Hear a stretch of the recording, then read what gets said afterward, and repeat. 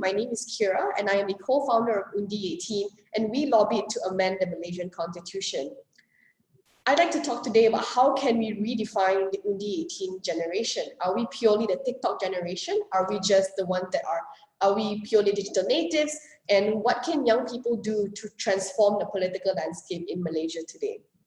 As a nation, we need to reevaluate what it means to be a voter. The suggestion of Undi 18 is very simple. The implementation is uncomplicated, but the effect is transformative. At 18 years old, a Malaysian citizen is legally recognized as an adult. To be an adult is to be recognized by society, government, as a rational human being fully capable of being responsible for one's own actions or decisions. By law, a citizen of 18 years old and above is allowed to own property, to enter into contractual obligations and be held legally responsible for the crimes they commit. Given that we already trust youth who are 18 with various legal responsibilities, it follows naturally that they should be entrusted the right to vote as well. By allowing greater access to voting, we empower our democracy by ensuring citizens are not left out and that their voices are heard. It's only right that youth should have a say in the direction the country is going.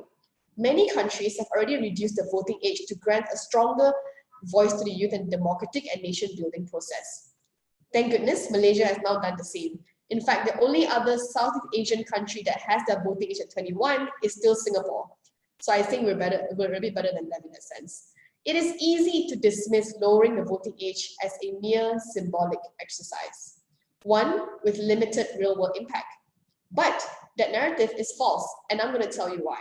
I believe that this change will revolutionize Malaysian politics and empower civil society.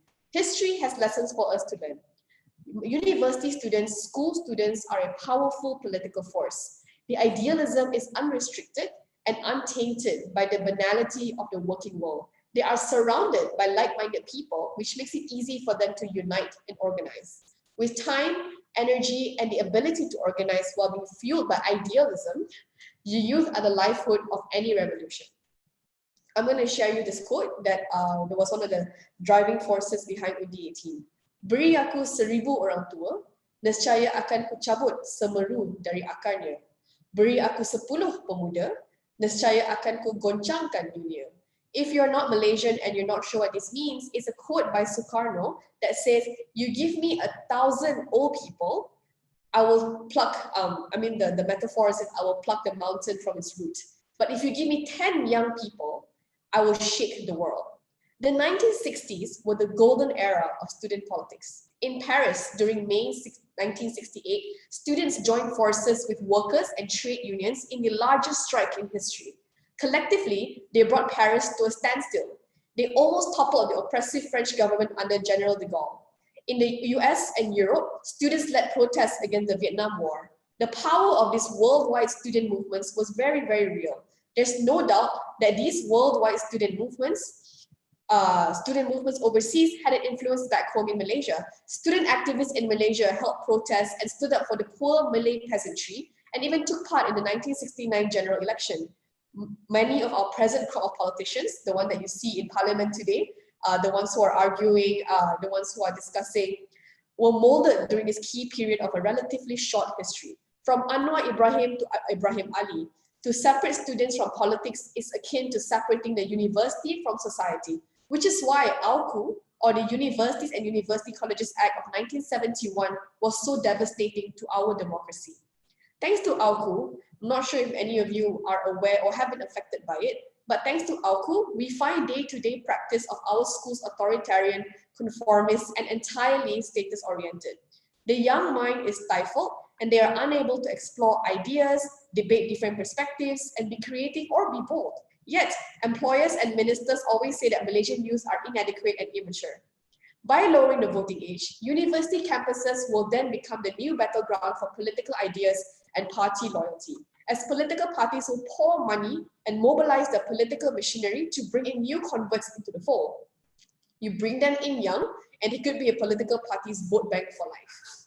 Now, when politics is at your doorstep, the youth can no longer be apathetic. They will be forced to make a choice. You will be forced to have an opinion.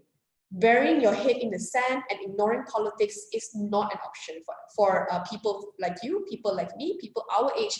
With Undi 18, all of us are now clients in this government, in this democracy, and we are an important stakeholder. If we don't use the opportunity to speak up, to voice our opinion, it is a privilege and it's a right that's wasted because so many others cannot speak up for us. While there will always be the visionary, outspoken minority of students, the success of student politics depends on having a critical mass of youth supporting the activists from the back.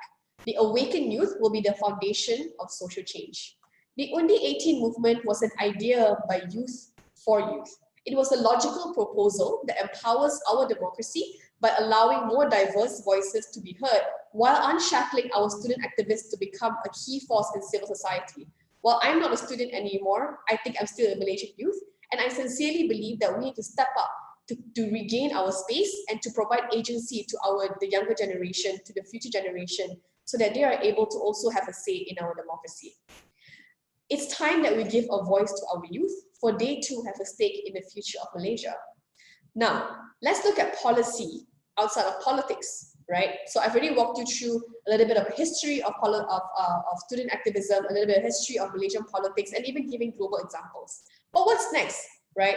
Is democracy, participating in a democracy, is youth political participation purely just protesting on the streets? Is it purely just signing a petition? Is it purely just voting?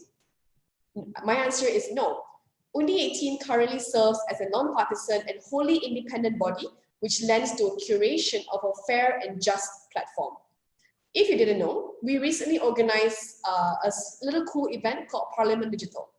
While personal biases and leanings inevitably exist within our team, all efforts and considerations were taken to promote an equitable and unprejudiced lineup of 222 independent representatives who could debate calmly and efficiently in our version of a virtual Dewan Rakyat.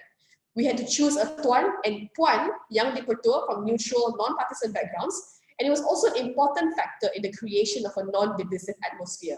One thing that we still lack in Malaysia is the ability to have difficult conversations. If you are someone who is progressive, who is someone who goes to a university like Monash, have you ever met someone who grew up in a sekolah agama? Have you ever spoken to a Sarawakian person who did not manage to go to university? How often do we speak to other Malaysians that are beyond our own bubble and our own community? This Parliament Digital proved that you can bring 200 young Malaysians together to discuss about national issues, but at the same time, prioritizing and championing their own communities' concerns.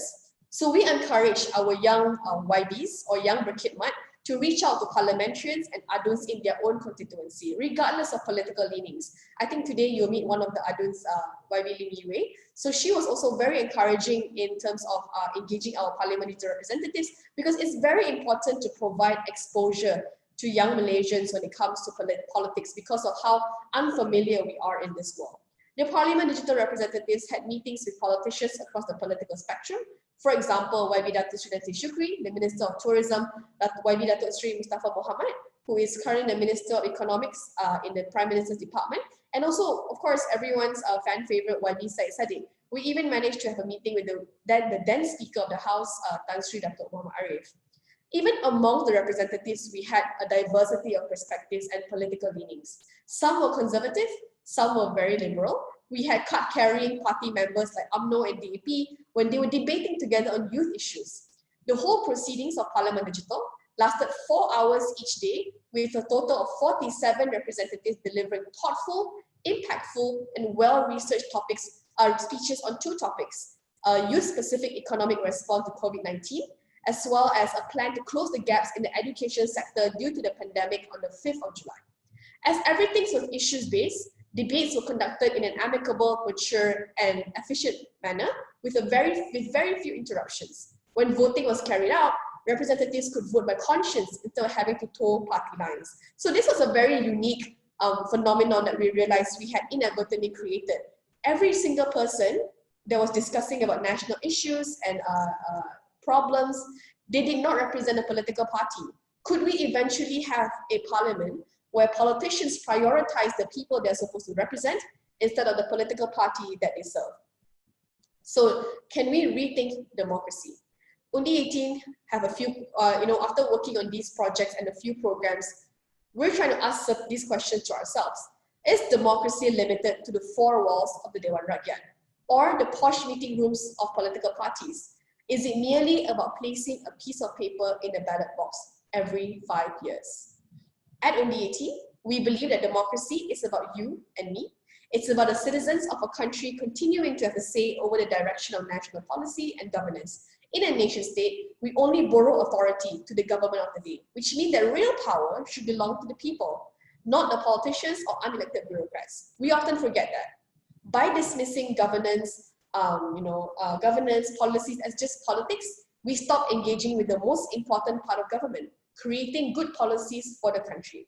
Events like Parliament Digital show that if you put a group of normal citizens in a virtual room together, there is room for genuine, vibrant, evidence-based policy making, something we are currently lacking in our country.